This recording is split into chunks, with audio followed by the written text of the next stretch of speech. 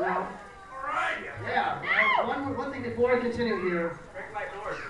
God bless America, okay? Seriously, God bless America. This is the place to be. I don't care what anybody says, right?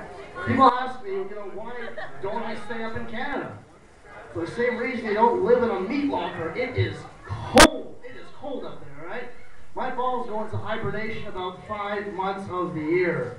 Right? I think the abominable snowman left because it was so damn cold. People here are really, really polite too. I mean, to the point now where it's just kind of awkward. We have drive-by shootings, but now after those, you have, the people go around and do what are called drive-by apologies. They'll shoot you and they'll go around and, oh, sorry, hey, looks like I hit you in the leg there, eh? Oh, sorry. All right. Well, as you can tell, I'm not the tallest guy in the world. I'm the reason they actually came up with those kiddie-sized urinals at the strip club.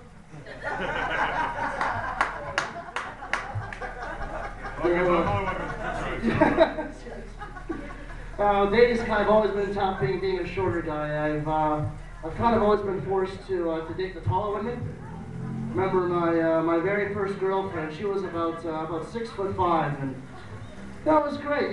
She would give me piggyback rides. We go to the park and get some ice cream. It was a lot of fun, but sad day when we had to break up though, because it turns out the school board doesn't like it when you date your teachers. It was tough times. But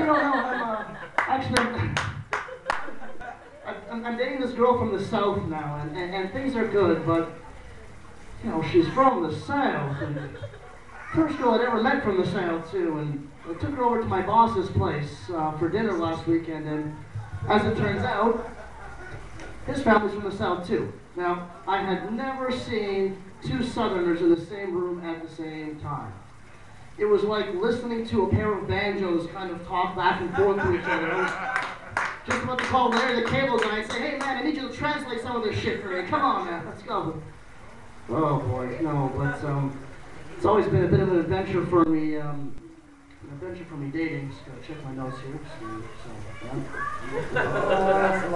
I know, I'm sorry.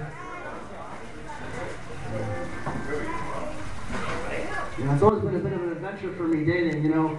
Growing up, I was always dating the nerdy girls in school. I owned that stretch of corridor from the AV room to the science lab. Those were my people, right? Those nerds, they would spray me with their inhalers and flick Magic the Gathering cards at me as I was walking by. And, woo! There he is, here he comes. And, by junior year, I actually had a nickname. They used to call me Tony, the Love Pony. Now, what am I, a gay mob boss? Is that the best I can do? I'm not an Italian stallion. I'm a love pony. Say hello to my little friends. Boy, that was an embarrassing time. But as I get older now, I've actually started to watch reality shows, and I came across this thing called Mob Wives the other weekend.